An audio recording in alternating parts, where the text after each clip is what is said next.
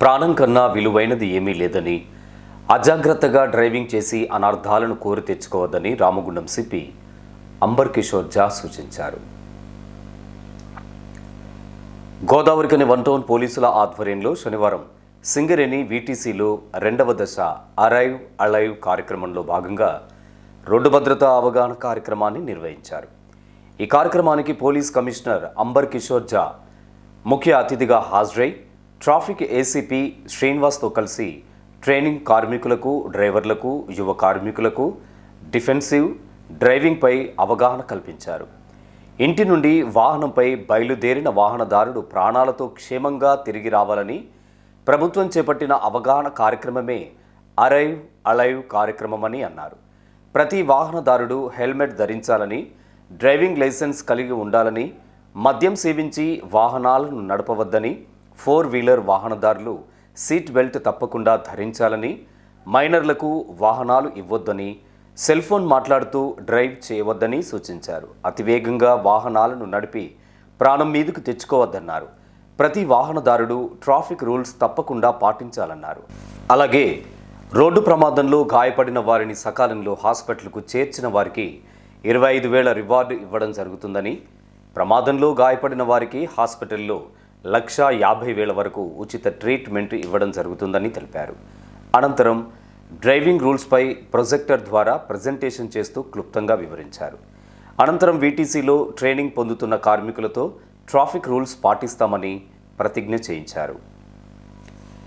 Defensive driving అంటే మేము కేర్ఫుల్గా డ్రైవింగ్ చేస్తే దాదాపు 80-90% ప్రాబ్లం తగ్గిపోతుంది. ఎందుకు కొన్నిసార్లు మేము అబ్జర్వ్ చేసాము, మేము ప్రిజ్యూమ్ చేస్తున్నాము, మేము అనుకుంటున్నాము వాళ్ళు రూల్ పరంగా వస్తారు, కానీ మేము కూడా రూల్ పరంగా ఉంటే సగం వరకు మేము ఈ ప్రాబ్లంకి కంట్రోల్ చేస్తే 90% ఫెటాలిటీ తగ్గిపోతుంది.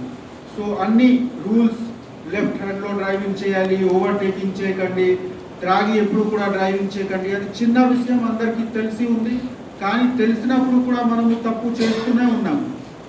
మేము చూస్తే కొన్నిసార్లుగా 10 సార్లుగా 20 సార్లుగా సేమ్ ఆఫెన్సెస్ ఉంటుంది డ్రంక్ అండ్ డ్రైవింగ్. అది చిన్న తప్పు లేదు, ఏదో ఒక రోజులో మీకు కూడా నష్టం ఉంటుంది, మీ ద్వారా ఏదో ఒక వేరే మనిషికి నష్టం ఉంటుంది. కానీ నష్టం జరిగిన వాళ్ళు మన రాష్ట్రం, మన సొసైటీ వాళ్ళనే కదా. మీ రిలేటివ్ ఉండొచ్చు, మీ మిత్రులు ఉండొచ్చు, లేకపోతే మీ మిత్రులు లేకుండా వేరే వాళ్ళకి మిత్రులు ఉంటారు, ఎవరికి ఫ్యామిలీ మెంబర్ తప్పకుండా ఉంటారు. సో ఎట్టి పరిస్థితిలో తప్పు ఎవరిది తర్వాత సంఘటన లేకుండా ఇన్ష్యూర్ చేయడానికి బాధ్యత మనది. సో ఆ కారణంతో ఈ ప్రోగ్రాం మనము కంటిన్యూస్గా చేస్తున్నాము. మీ అందరికీ సహకారం కావాలి. మీరు ఇప్పుడు ఒక ఇన్ఫార్మ్డ్ సిటిజన్గా ఉండి తెలంగాణలో మొదటి నుంచి జాగృతి ఉంది, అందరు అలర్ట్గా ఉంటారు, అందరు సామాజిక అవగాహన ఉంది. ఈ విషయంలో కూడా మీరు అవగాహన పెంచుకోండి.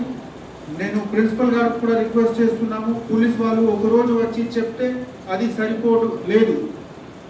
ఏదో ఒక ప్రోగ్రామ్కి భాగంగా మీరు ఏ ప్రోగ్రామ్ కండక్ట్ చేస్తున్నారా కనీసం 15-20 మినిట్స్ ఈ విషయం మీద తప్పకుండా డిస్కస్ చేయండి.